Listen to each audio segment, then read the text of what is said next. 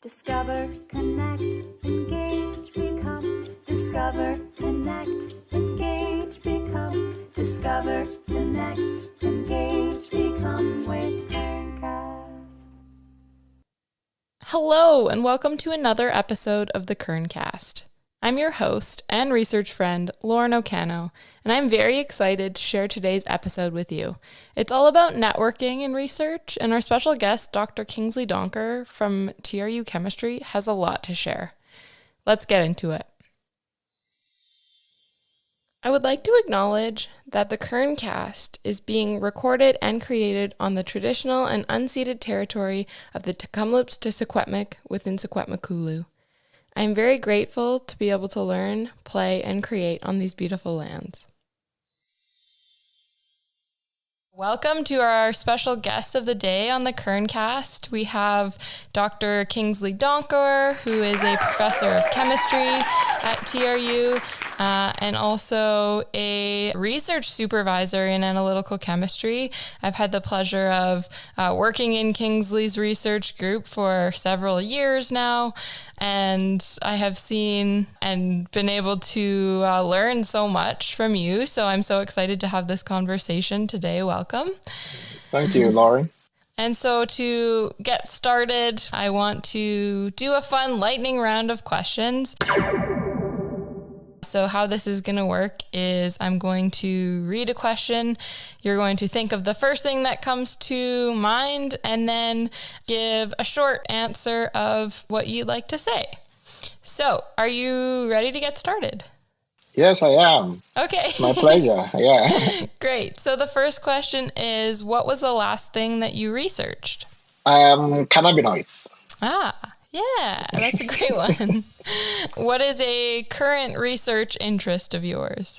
Also still cannabinoids. So much to research there. It's a very hot topic right now. What inspires you to do research?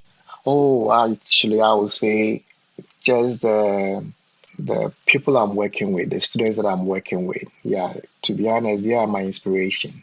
What is your research superpower? My research superpower is the energy from the students. All about students, very student-centered. I love Exactly, it. right. Very student-centered. Okay. Not about me. Our next question is, what do you wish more people knew about research? I just feel people should actually try to engage in it. And I guess much of it comes from the fact that people don't really know what research is all about. Yeah, right? There's often misconceptions about how difficult or what kind of person you need to be to do research. So I really like that answer. And that's part of what we are trying to do on the CURNcast is introduce people to research in a friendly way. Mm-hmm. And then the last question for the lightning round is, what other message would you like to share with future TRU student researchers? I would really like to encourage them to explore, to do research. And I would really like to let them know that research is fun. Research is not intimidating. And it's something that actually will bring about some sort of another, dimension to their learning process. So my advice would be they should just give it a try. It's worth it.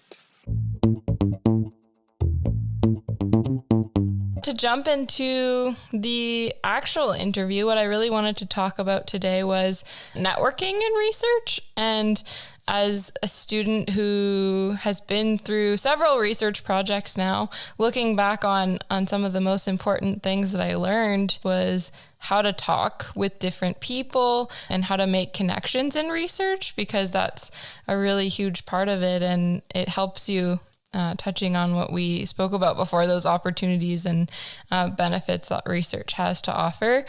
But first of all, I want to know a little bit about your personal research journey and how you started out in research and then how you ended up down the path that you are on now. Thank you, Lauren, for this question. This is a very important question, actually, to me. My research journey started in my final year of undergraduate studies.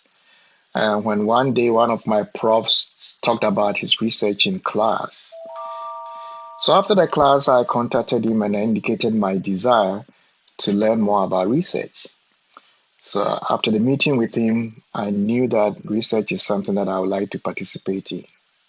On participating in it, I really love the curiosity aspect of trying to find something that no one has done, right? In fact, that curiosity drove me to learn a lot. And so after this first experience in my undergraduate education, it generated a passion for research in me, and I clearly knew I would end up doing research during my career. I really like that. And it sounds like you didn't always know that you would end up in research. And was it a course and a professor in your undergraduate that inspired you to try research and check it out? Definitely. That's exactly how it turned out. Just by the professor mentioning it in class, and I didn't know anything about research. I was an undergraduate, right? So basically my mindset was, you go to class, you learn the subject, and then you take exams, and then you move on, right? You pass and keep moving on till finally you end up getting your degree. But so I had no clue about what research is all about. So the professor sort of mentioned it, like incorporated in his lectures, right? So that's where it began.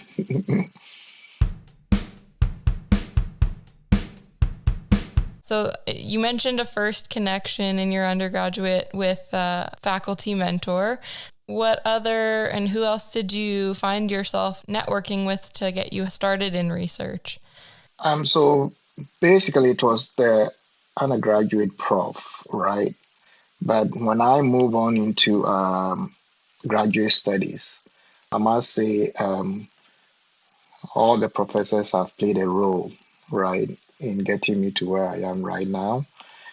But most importantly, the person who played the greatest role in getting me to where I am right now is my MSc and PhD supervisor. He was the one who nurtured me in research, and he taught me a lot of things. In fact, I learned a lot of research skills from him. All my success in research, I attributed to his guidance and mentorship. And in some ways, the way I mentor, right, derives from the way he mentored me. In some way, yeah. I mean, his guidance, his approach to mentorship, and so on. I picked some of these skills from him, and that's what I've actually used for myself in as a researcher.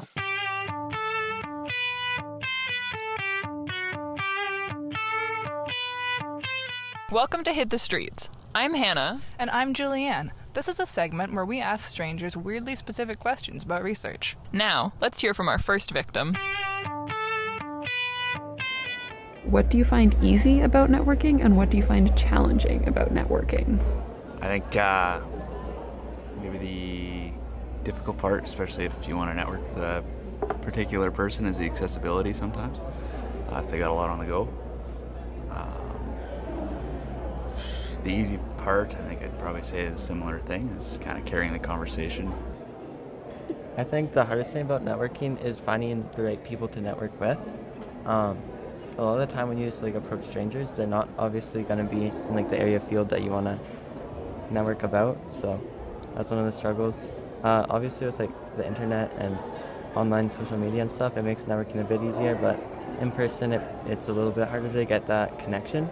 The easiest thing about networking that I think is the getting started, because if you're in a group and you're trying to interact, you just start the conversation and it goes. I think the hardest part about networking for me is knowing when to cut it off and define the next steps. Okay, so networking, what's easy about it is that you can do it with literally anyone. So every person that you meet is an opportunity for networking. And something that's difficult about it is being yourself, really. You feel a lot of stigma and pressure when you're networking that you have to be professional and be a certain way, but I think that takes away a lot of the authenticity of what networking is.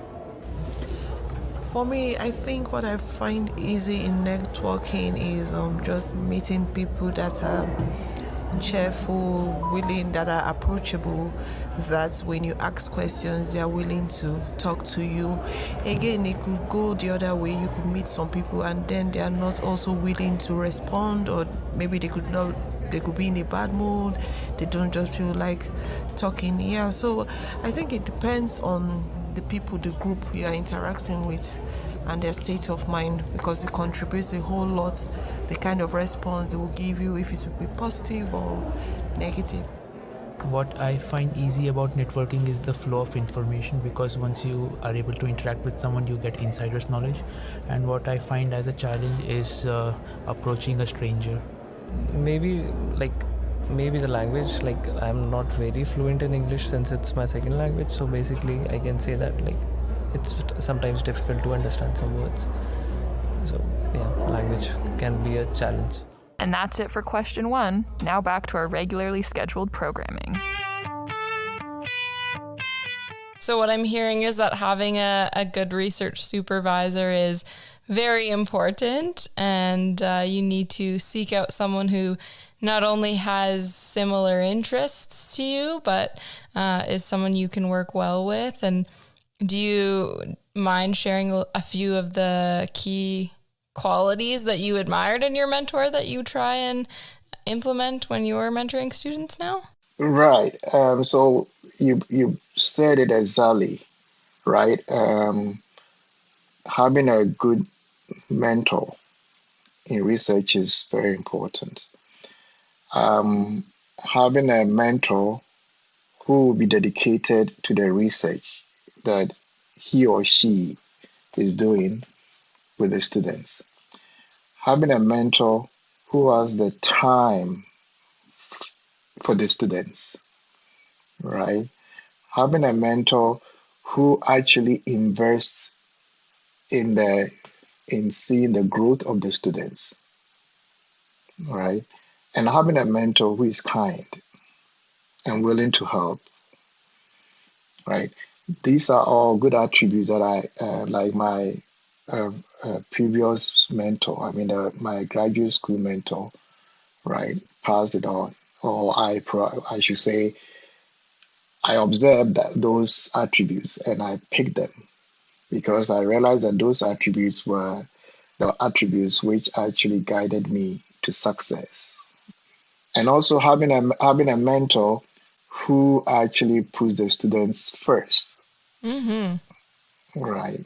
Is very important. Definitely. And if I can comment on that, having worked with you, you're doing an excellent job taking those skills that you've just mentioned from your mentor and implementing them in your research program. That those are all things that I have noticed. And in addition, another one that I want to add is patience. As a supervisor, you have to have a lot of patience, both with yourself and with your students. I think that's something that I admire, and right. You also teach your students about. You teach us to be patient and to learn that research takes time and good work takes time, and it's about sticking with the process. So correct.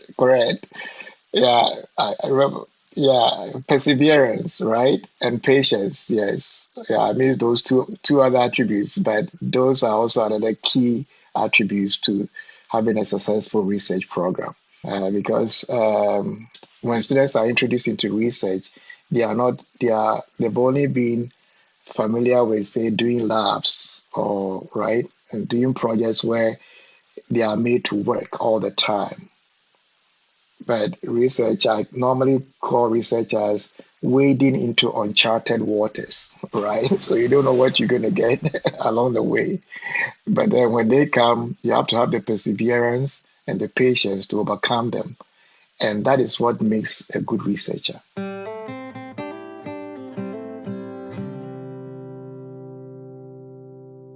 Relating to your old mentor and some of the contacts that you made, both as a student, as in your grad school, and then now as a professor and working with students and working with other faculty members, do you still keep in contact with some of your old connections in research, and what does that look like for you? Yeah, yes, I very much do. keep in touch with my contacts, actually my old contacts in research, and usually, periodically sending emails back and forth, right? If let's say some of these contacts notice, let's say a topic that is worth discussing or a project and so on, right? They will send it my way, and if I also notice something that I find it interesting, I'll also send it their way, and by so doing we communicate sometimes through email, and rare cases it could be through the phone, right? But the biggest one is when we meet at conferences. So like the yearly conferences, that's when we are all under the same roof, right? So we get a chance to interact personally, right? And so we can chat over some coffee break, or we can chat at dinner or lunch, or in a small social relaxed setting at the conference. And many a time we do exchange good ideas that way.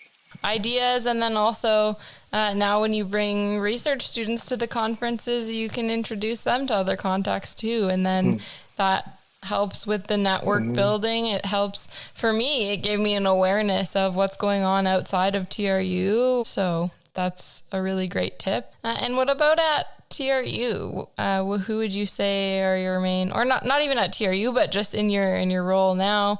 Are there community members? Are there other faculty? For sure is probably one, and students are one. Can you elaborate a little bit on that? Yeah, definitely. Yeah, I was earlier when I was there basically focusing on like external to TRU, right? But at TRU, I do network with a number of other faculty members. I've done research projects with biology profs, mostly biology profs. I've done research projects with somebody in physics some time ago, right? I've done projects with professors in NRS, right? I've even done projects with professors who are in arts, right? Not that many, but in the past I've had some collaborations with a few of arts professors. So I've networked with and collaborated with a whole number of other people at TRU. In addition to that, I've done a lot of work with the community. So I've done a lot of collaborations with the mines. I've done work with the indigenous communities quite a bit in the past. I've done work with people in the wine industry. And also I've worked, as you know, I've networked a lot with the students here. And I must also add that there are times when even the students have come up with their own projects, right? Another project which is coming from me. And so they have had some interest in a project they would like to pursue. And basically I've guided them to work through those projects as well. So yeah, on the whole, I've networked with all of these people. And so how do you think that networking with these different groups helps you as a researcher? What do you think is the value in having a rich and diverse networking pool? Really helpful, because sometimes one doesn't realize that one gets even new ideas. It opens new research avenues, right? We might start with a project with, let's say, a biology prof, and then it might end up leading to something else, right? Because we have an interplay of two disciplines coming in, right? And say the biology prof might be able to come up with another idea from the biological standpoint. And then I, as a chemist, or to be precise, an analytical chemist, would then see the value in that. And then that opens up a new door for me, right, to explore and pursue it. Yeah, so it's very beneficial. Yeah, those interdisciplinary connections and looking at problems through multiple lenses is always helpful. And when you have multiple experts, and even working with students, I'm sure that you consider things sometimes and new ideas are sparked just through conversation. Yes. And yes. I think that's a really valuable part of it. So, and if I may add, yeah, there are times I've actually learned from my research students. Mm-hmm. Like I've actually learned from them. So in some ways, it's a two-way street. Yeah, I've learned from my students many times. There are indirect ways they've taught me things. There are indirect ways they've taught me how to do my job better, mm-hmm. or how to do the mentorship better, right? And there are things that, because I've been in the field for a while, I take them for granted. There are times, from the student's lens, I've been able to see another way, right, that I should, tackle things. So I'm very thankful to my research students. I've learned a lot from them. They actually helped me to grow in my research as well.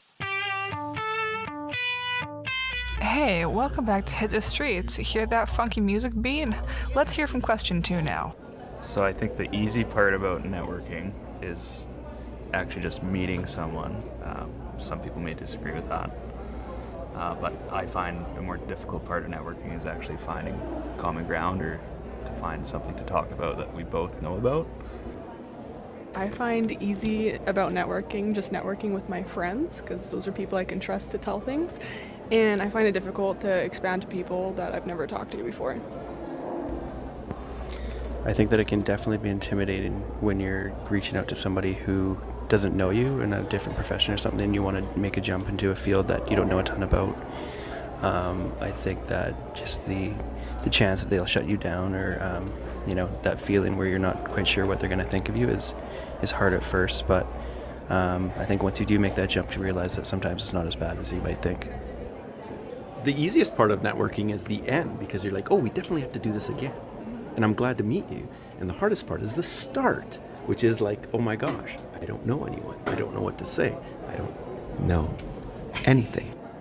The thing I find easy about networking is making connections with people and kind of talking about ideas. And then the thing I find challenging about networking is making the first move and trying to ask a good question to introduce yourself. Well, that's it for question 2. See you next time on Hit the Streets, folks. So now I want to turn to a little bit on if students haven't started research and they want to get involved, what advice do you have? How do you start building a research network? So the first thing I will mention is students should not be intimidated to engage in research. Right? Over the many years I've mentored students, I've sometimes come across students who were initially hesitant to even get themselves involved in research.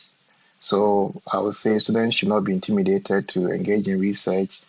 And also, if they are unsure, they can try it out on a volunteer basis and see if that is something that interests them.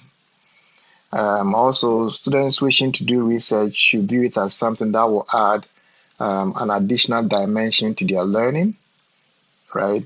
And also to engage in it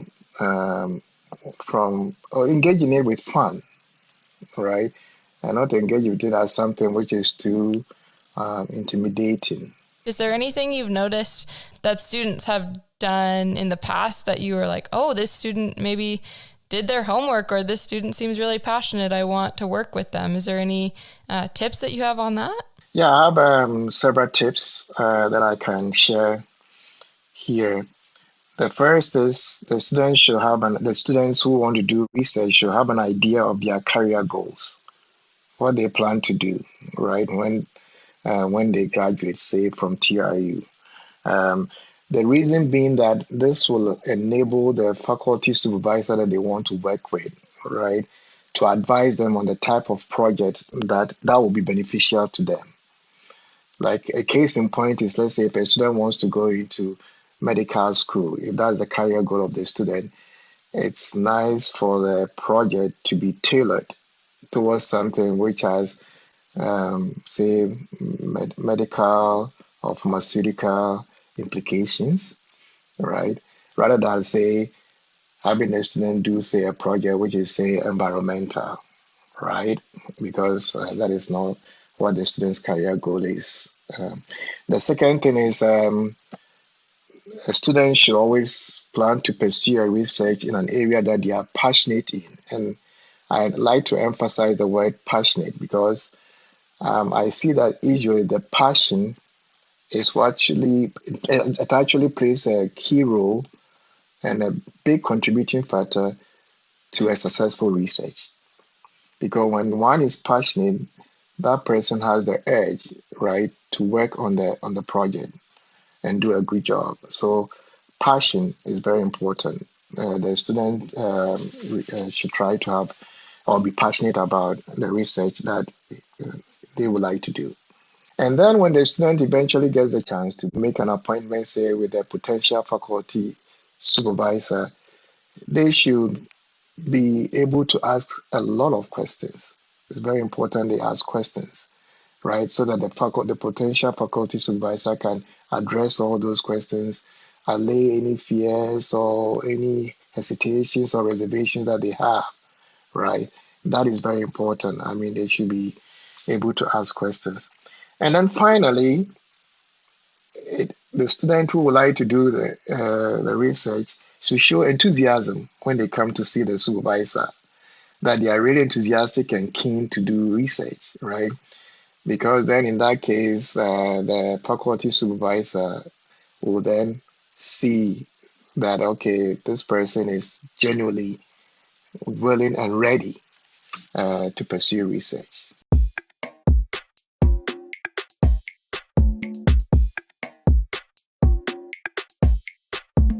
Those are all excellent tips, and I echo everything that you've said. I think that having done a little bit of research beforehand about the topics that you're interested in and the type of work and the direction that you want to go is always very useful. So highly encourage students to get involved in research is what I'm hearing. And yeah, is there anything else that you would like to share about networking or about students who are getting involved in research? I would just end by saying that research is fun. They will really enjoy it. It actually, like I said earlier, it actually adds another dimension to their learning. And